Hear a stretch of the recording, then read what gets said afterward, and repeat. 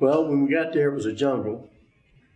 The heat and humidity and the primitive living conditions that we had. When 533 flew in, we flew in lock, stock, and barrel. Talking about a readiness squadron, and we were supposed to be able to fly in and set up and fly out a mission within 3 days. And they didn't think it would happen because we didn't have the infrastructure to do it. But we did. I was assigned as the non-commissioned officer in charge of the Classified Material Control Center, Nam Phuong. So I handled all from confidential through top secret equipment and communications.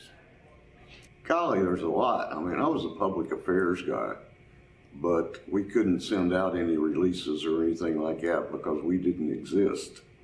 And we couldn't even send Fleet Hometown News out. And so I couldn't do any stories or anything like that and release them outside the confines of the base. So I used my photographic talents, which I was a photojournalist, and so I covered everything of the daily working of things that went on at Nam Phuong. So we go back up the next morning. I'm back on the same SARCAP. SAR is Search and Rescue Combat Air Patrol, SARCAP. And now the same Navy guy that's talking to him yesterday is talking to him, the guy on the ground says, you got to get me out of here. You got to get me out of here. And the SARCAP guy says, hey, you're whispering. What's the matter? Is the enemy close? And the guy on the ground says, why? Do you want to talk to one of them? My job was to troubleshoot the aircraft, the engines. Flight line was to set them out, to retrieve them, fuel them, everything else. Our job was, if you get in trouble with that engine, that's us. You get in trouble with the fuel system, that's us. You get in trouble with the electrical system, that's us, because they don't know who problem there is until like shop having problem with electrical problem. But they don't know who problem is it power plants or is it electrical shop. So we had to turn on the aircraft and everything else. We was probably the 100 aircraft.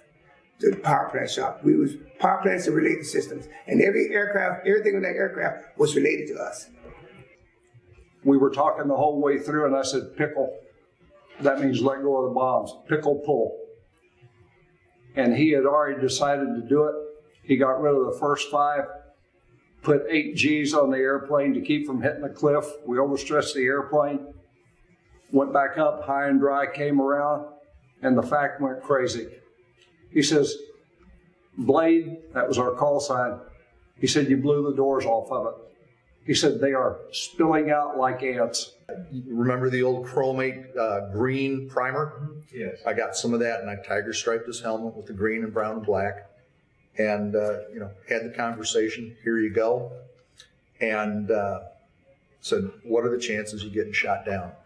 A week later, the day before his 27th birthday, he was shot down by a North Vietnamese ace, Nguyen Duc Sot, who ended up as a general in the NVA Air Force. But we got his back seater recovered. We didn't get Sam back, and that ate at me for years. To my recollection, there was a lot more enemy activity around Quang Tri than Hue, at least when we were flying missions. The other image that's indelible to me, if we put on blinders and we were flying up the South China Sea coast, frankly, the beaches were gorgeous. And I tell the pilot, I said, I said, after the war, this would be probably a pretty nice resort. Except then when we looked inland, it was a lunar landscape. And it was like right out of a war movie. You'd see strings of refugees, the peasants pulling carts and their water buffalo. And so you'd look one way and you'd look the other, and the contrast was rather dramatic and shocking. Do you miss being in the cockpit? Oh gosh, yeah. Why? I'd be there in a heartbeat. When we mounted our airplane at Grand Junction, I volunteered to ride the brakes when they were moving around while we still had the gear down on it, you know, just to be in it.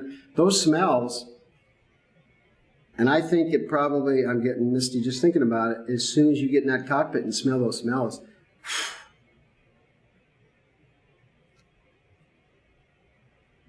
it all comes back. It's important that we keep the memory alive and keep coming to the reunions, keep in contact with those that you have met, whether they were there, whether you knew them there. Reach out. It's a good healing moment in your life and will bring closure.